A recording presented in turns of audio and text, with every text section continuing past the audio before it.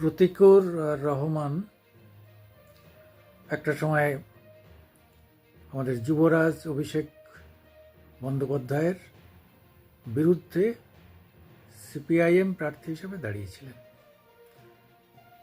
এবং তিনি বুঝেছিলেন যে যে দলে ব্যক্তি স্বাধীনতা সামান্যতম নেই, যেখানে কেন্দ্র চাপিয়ে দেয় নিচুতলার মানুষের উপর সমস্ত কিছু, এরা মুখে বলে যে আমরা না, নিচুতলা থেকে আমাদের উপরে ওঠে, কিন্তু দুর্ভাগ্য যে এদের সব উপর থেকে আসে, সেইটা নিচুতলাকে জানানো হয়।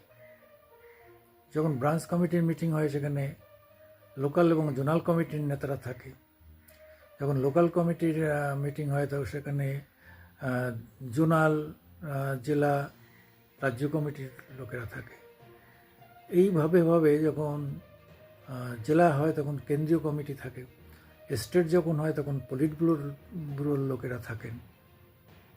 তার উদ্দেশ্য হচ্ছে তারা যেটা বলছেন সেইটাকে নিচুতলাতে কমিউনিকেট করা, অথচ মুখে বলে আমরা নিচুতলার থেকে আমাদের সিদ্ধান্ত গ্রহণ করে উপরের তলায় নিয়ে যাই। সম্পূর্ণ ভুল।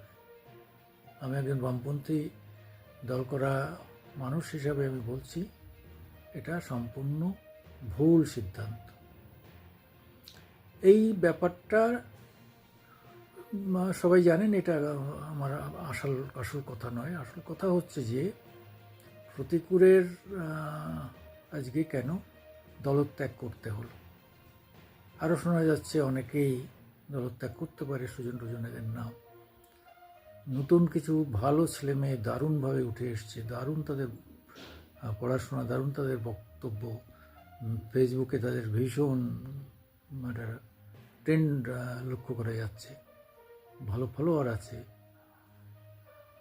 আমি 2011 আগের থেকে বা 2006 থেকে আমি এই বামপন্থীদের বিরুদ্ধে চলে যাই। কারণ হচ্ছে যখন টাটাকে নিয়ে বুদ্ধবাবু 2006 রাইটার্সে ঢুকলেন, তখন থেকে আমরা বুঝলাম যে এরা জমির দালালি করবে, তাই টাটাকে নিয়ে এসছে। টাটা আসুক, টাটা তার জমি দেখে শুনে সেটা করুক, সেটা এক জিনিস, কিন্তু আমরা যারা টাটা বিড়লার কালো হাত ভেঙে দাও, গুড়িয়ে দাও বলতে বলতে যে দলটা করে আসলাম বা যে সংগঠনগুলো করে আসলাম, বাম সংগঠন, সেখানে হঠাৎ করে টাটা এসে টাটাকে নিয়ে ঢুকতে হবে, এটা বিসদৃশ্য লেগেছিল। যাই হোক, তখন থেকে আমি একটা জিনিস বলতে শুরু করেছিলাম 2011 থেকে, যে যদি সত্যিকার তোমরা যদি বিজেপিকে হটাতে চাও, সাম্প্রদায়িক শক্তিকে যদি রুখে দিতে চাও, তাহলে মমতার হাত ধরো, মমতাকে সমর্থন করো। মমতাকে সমর্থন করলে আজকে তোমাদের প্রতিকূলরা তোমাদের দল ছেড়েও যেত না, কারণ তারা দেখতো যে আন্তরিকভাবেই বিজেপিকে এরা মোকাবেলা করতে চায়। আজকে বিজেপি 77টা সিট পেল 21-এ, কাদের ভোটে? তোমাদের ভোট হলো 5%, তোমাদের ভোট ছিল 45%, সেখানে 5% ভোট হলো, 40% ভোট তোমরা দিয়ে দিলে বিজেপিকে, দিয়ে নিঃস্ব হলে। যদি তোমরা বামেরা যদি কৌশলগতভাবে মমতা, তোমরা ইউপিএতে তো সরকারে যাওনি, সমর্থন করেছো, সেইভাবে তোমরা নিঃস্বার্থভাবে মমতাকে যদি সমর্থন করতে, তাহলে আজকে কিন্তু প্রতিকূলরা ঘরে থাকতো, সংগঠন তোমাদের শূন্য তোমরা হতে না, তোমাদের সমস্ত কিছুই বহাল থাকতো। আজকে সেলিমকে এনে একটা মুসলিম মুখ দেখিয়ে তোমরা মুসলিম ভোটটাকে ভাগ করার চেষ্টা করছো। কেন? মুসলিম ভোট ভাগ হলে মমতার সিট কমবে বা মমতা পড়ে যাবে, আর মমতা যদি হেরে যায় তাহলে কে আসবে? আসবে বিজেপি। তাহলে তোমরা ইনডাইরেক্টলি তো বিজেপিকেই এখানে আনার সমস্ত ব্যবস্থাটা করছো।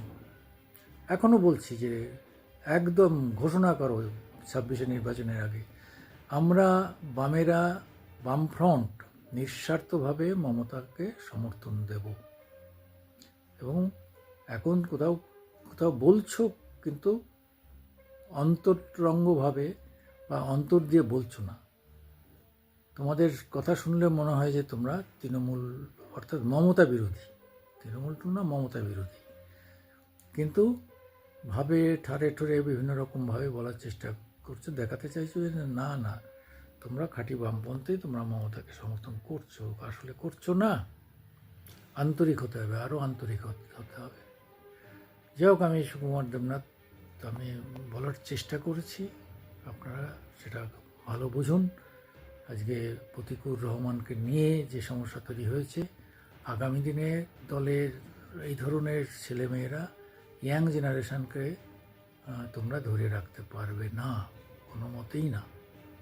এখনও যদি মাথায় সেই বুদ্ধি আসে, তাহলে সরাসরি ওপেনলি বলো যে আমাদের সম্পূর্ণ সমর্থন মমতাকে, কারণ আমরা বিজেপির সাম্প্রদায়িকতার বিরুদ্ধে, যে যাই বলুক না কেন।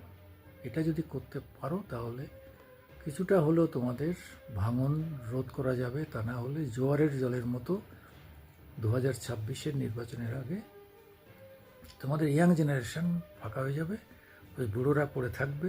হ্যাঁ, আলিমুদ্দিন স্ট্রিট বুকে আগলে তোমরা পড়ে থাকো। আর তখন তো তোমরা প্রায় 200 কোটি টাকার সম্পত্তি করেছিলে। বামফ্রন্ট 2011-র সময় তোমাদের 200 কোটি টাকা টোটাল সম্পদ ছিল। তাতে গণশক্তি, 2টো বাড়ি, সব মিলিয়ে মানে প্রমোদ দাশগুপ্ত ভবন, এদিকে গণশক্তি ভবন, বহুতল, এই বাড়ি টাড়ি করে তোমরা তো একটা বিশাল আর্থিক জায়গা তৈরি করে রেখেছিলে। কাজেই আর্থিক হয়তো এখন একটু সমস্যা হচ্ছে, এতদিন গায়ে লাগেনি, এবার লাগবে। এখনও বলছি যে একদম সরাসরি বলো, আমরা মমতা সাপোর্ট চাক আর না চাক, আমরা যেভাবে ইউপিআইকে গভর্নমেন্টকে সাপোর্ট দিয়েছিলাম কেন্দ্রে, আমরা সেইভাবে মমতাকেও সাপোর্ট দেব।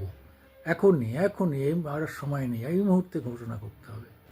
তাহলে কিছুটা হলেও বামেদের ভাবমূর্তি রক্ষা হবে, সংগঠন রক্ষা হবে, এবং আগামী দিনে তাদের কিছু বলার থাকবে যে সাম্প্রদায়িকতাকে আটকাতে তোমরা কিছু করেছো।